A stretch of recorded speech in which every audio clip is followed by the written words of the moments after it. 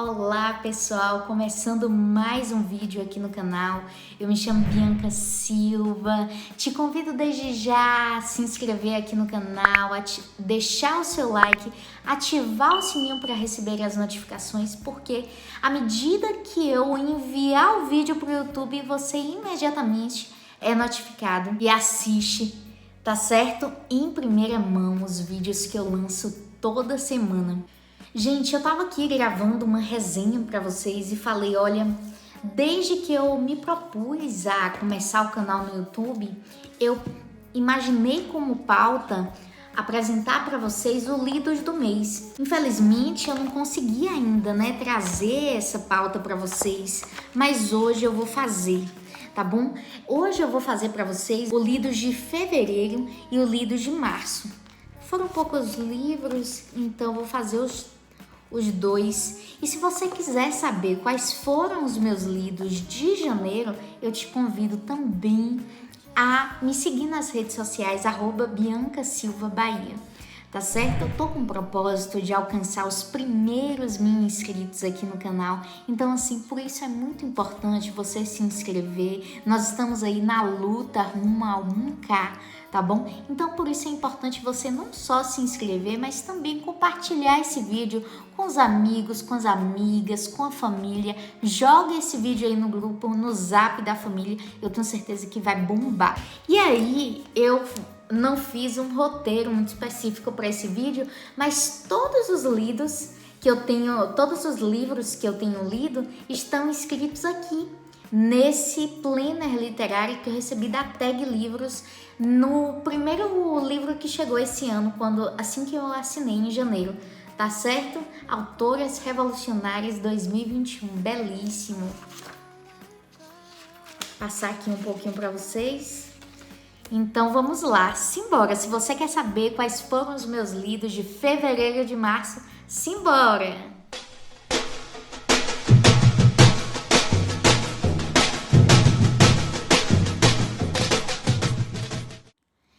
Gente, eu já comecei o mês de fevereiro com um clássico da literatura brasileira, com Morte e Vida Severina, do João Cabral de Melo Neto, autor recifense que nasceu em 1920, faleceu em 1999, já recebeu diversos prêmios literários e chegou inclusive a ser cogitado para o Prêmio Nobel de Literatura.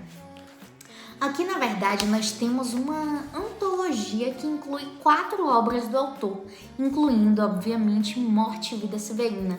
Então, aqui nós temos O Rio, Paisagens com Figuras, 1954-1955, Morte e Vida Severina e Uma Faca, Só Lâmina. Então aqui nós temos uma verdadeira antologia de edição da Alfaguara e, gente, foi muito bom rememorar a linguagem desse autor, o trajeto que o Severino vai fazer saindo do sertão para ir para o mar, para ir para Recife, e para isso ele transcorre e faz toda uma passagem pelo rio Capibaribe. E o que a gente percebe na linguagem do João Cabral de Melo Neto, que a gente vai encontrar nos outros poemas, nas outras obras, é exatamente essa linguagem muito visual. Essas paisagens com figuras a gente encontra o tempo inteiro em Morte e Vida Severina, que foi o poema que eu li com mais atenção, que eu li com mais afinco, que eu li me conectando ainda mais com as minhas memórias afetivas e intelectuais.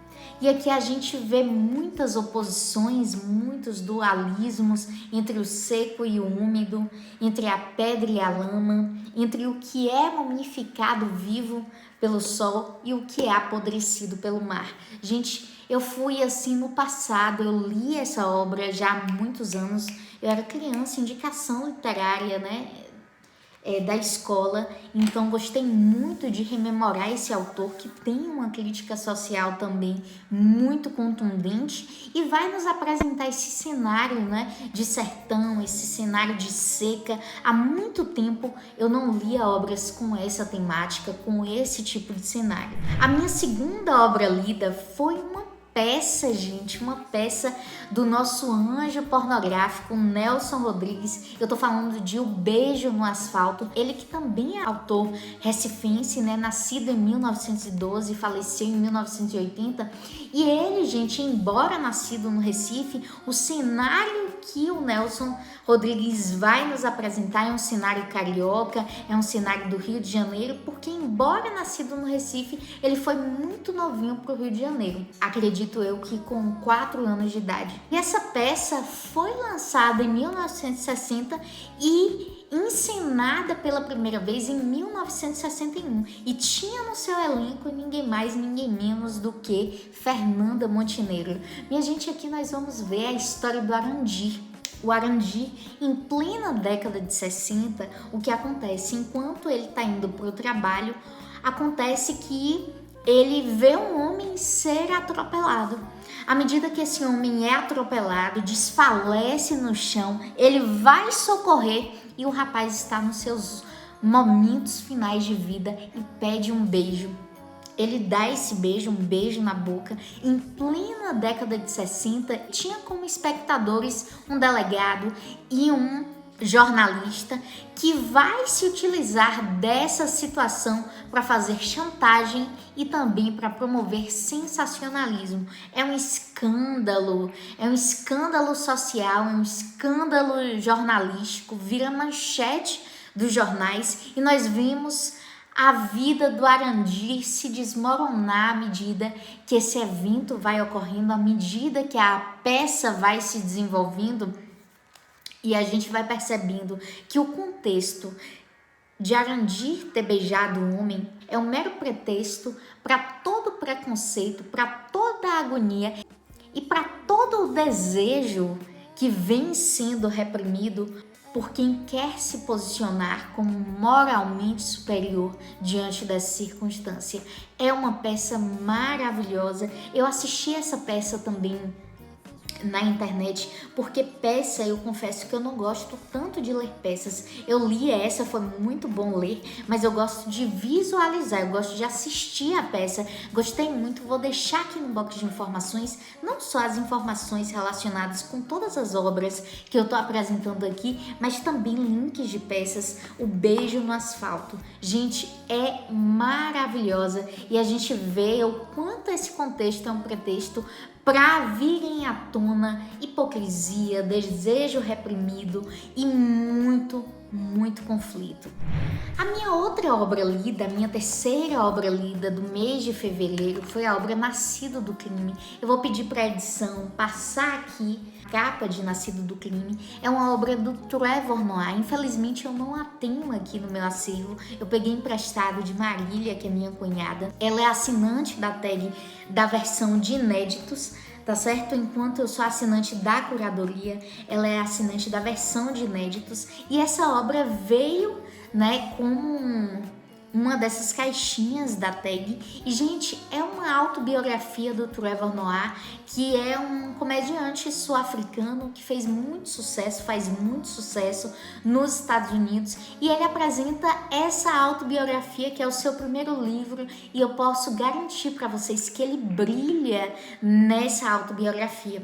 O Trevor Noah nasceu na década de 80, na África do Sul, quando ainda estava em vigor o regime do apartheid. Então, o que acontece é que ele é fruto de um relacionamento entre uma mulher sul-africana da nação Xhosa e uma mulher negra e filho de um pai suíço branco. Só que ao tempo do apartheid, relações interraciais eram proibidas, eram consideradas criminosas e é por isso que nós temos um Trevor Noah nascido do crime.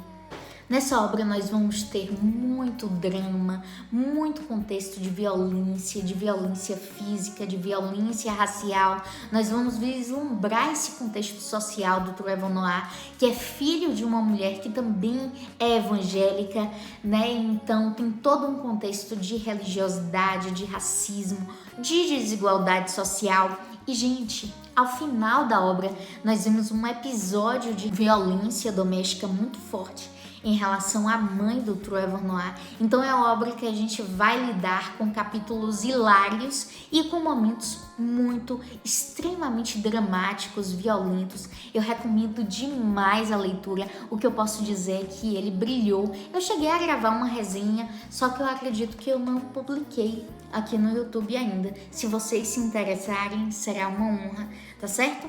E a minha última leitura de fevereiro foi a obra Sula, de Toni Morrison, também da Tag Livros. Foi o meu segundo recebido, tá, da Tag. Gente, que edição belíssima, tá? Que edição maravilhosa. Gente, a Toni Morrison é a primeira mulher negra a receber um prêmio Nobel de Literatura em 1993. E aqui em Sula, uma obra que foi escrita na década de 70, nós temos a história de Sula e de Nell Wright, que são duas amigas que crescem juntas, mas que se separam num dado momento da vida, ali no início da fase adulta, e o que acontece é que elas, que eram tão unidas, que tinham uma amizade tão forte, um elo de ligação tão contundente, se afastam, e a gente, a partir desse afastamento, a gente consegue vislumbrar as diferenças de personalidade, as diferenças de caminhos de vida que cada uma tomou para si. O que eu posso dizer em relação a Sula é que enquanto a Nell Wright ela se transforma numa referência para sua comunidade, a Sula se transforma numa pária. Mas o mérito da Toni Morrison é nos apresentar essas histórias não através de um maniqueísmo como uma boa e uma má, mas através de muita humanidade, de muita humanização desses personagens. A despeito dessa visibilidade, dessa forma como a Sula é vista pela sua comunidade, a verdade é que, de certo modo, sua estranheza, sua ingenuidade, sua ânsia pela outra metade da equação era consequência de uma imaginação ociosa.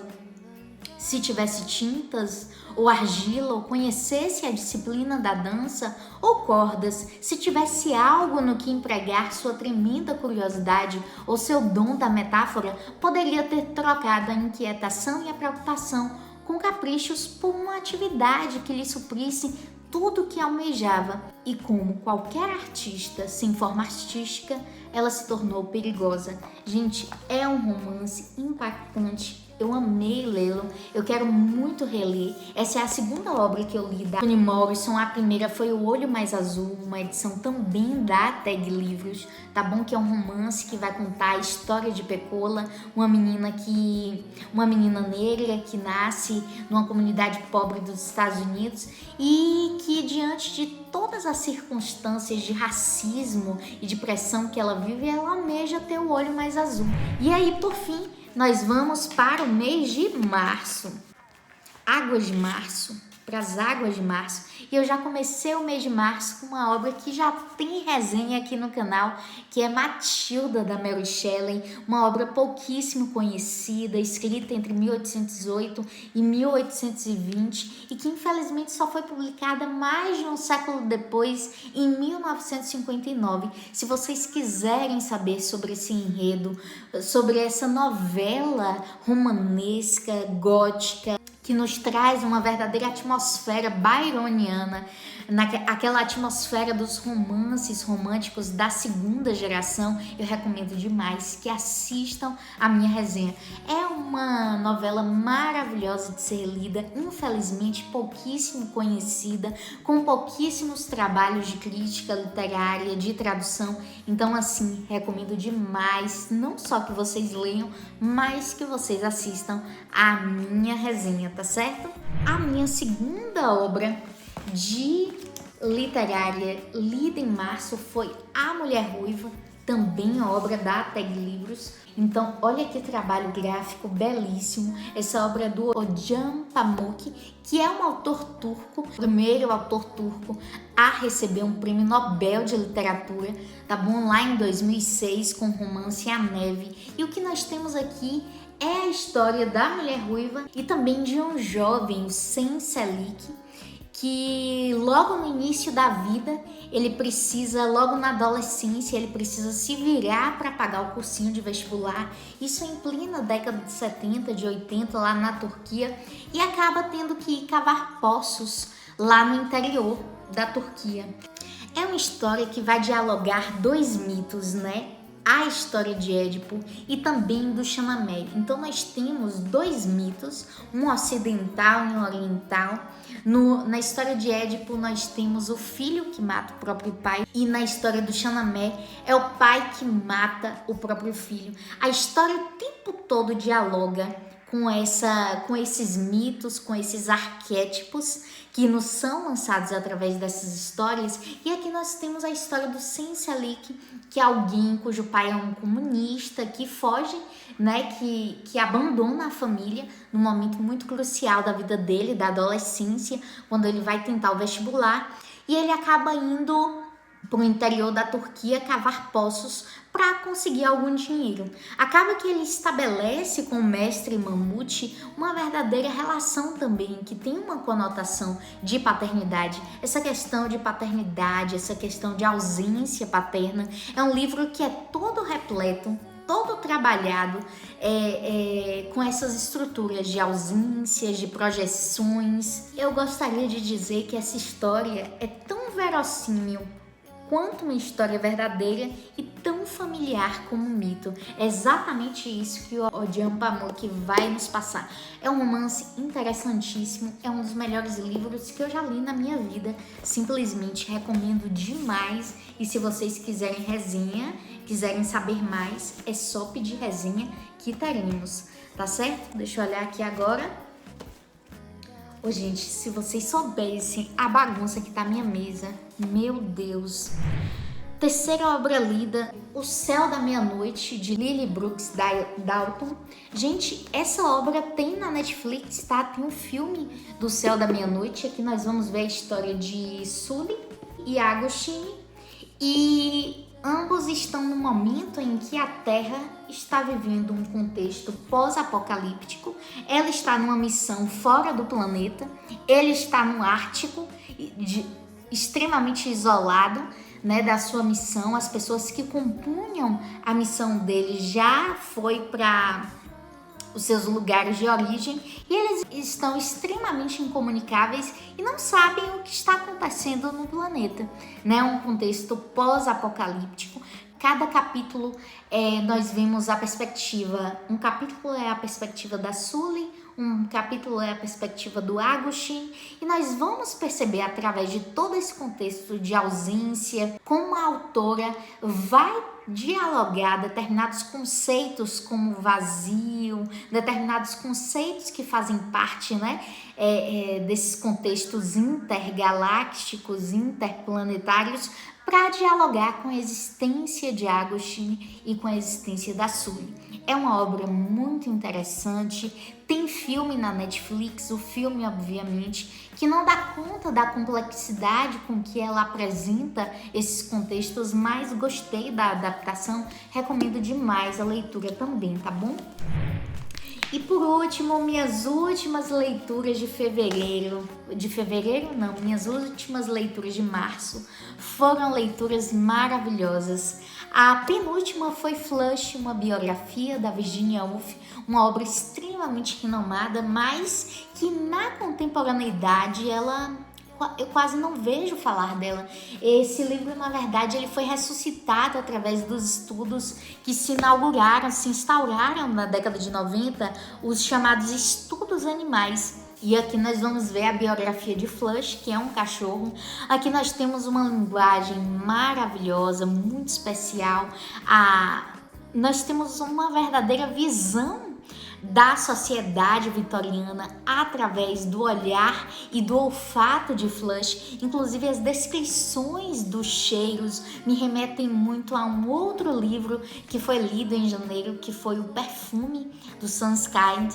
Então, de certa forma, a Virginia Woolf vai inaugurar essa descrição desses cheiros, já que é uma obra que antecede O Perfume. É maravilhosa essa edição, especialmente da Autêntica, tá bom? É uma edição em capa dura, ilustrada. Gente, que edição maravilhosa, viu? Foi uma releitura, eu comprei esse livro já tem o quê? Uns 5 anos. Eu acho que era Dia dos Namorados, eu tava solteira. E mesmo assim eu comprei porque eu não sou obrigada a nada. E olha, gente, que edição especial, viu? A tradução é maravilhosa, a ilustração, você lê não só as palavras, mas lê também as ilustrações, que são incríveis. E assim, nós temos aqui a história de um Cocker Spaniel inspirado no cão da poeta Elizabeth Barrett, com quem Virginia Woolf conheceu a história de amor vivida pela Elizabeth Barrett, que era uma mulher nobre, rica, fazia parte de uma família rica, e na sua família tinham vários irmãos, né? E o pai não permitia que nenhum dos filhos se casassem. Acaba que ela foge para viver o seu amor. E é exatamente essa história que nós vimos aqui, a história de vida de Flush, né? E a Virginia Woolf vai resgatar toda a história da ancestralidade de Flush, vai também contextualizar a história de amor vivida pela Elizabeth Barrett. E o que eu posso dizer, gente, é que esse livro é uma ternura de livro. Recomendo demais a leitura.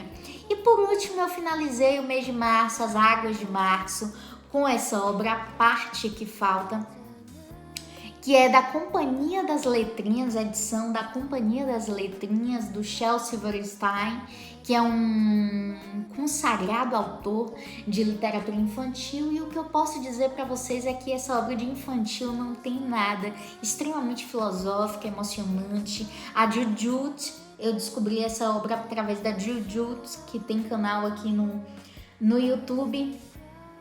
Eu me emociono cada vez que eu leio, sempre releio, e de um modo geral essa obra vem para nos dizer que as ausências, que aquilo que falta também nos compõe, e é preciso a gente olhar com ternura sobre essas ausências que nos compõem enquanto ser no mundo. Então é isso, foram essas as minhas leituras de fevereiro, de março. Espero que gostem, sobretudo que se sintam instigados a fazer alguma dessas leituras, tá bom? Me contem aqui nos comentários quais foram as leituras de vocês dos últimos meses. Será uma honra conversar com vocês sobre isso e sobre muitos outros assuntos. Um beijo para vocês e até o próximo.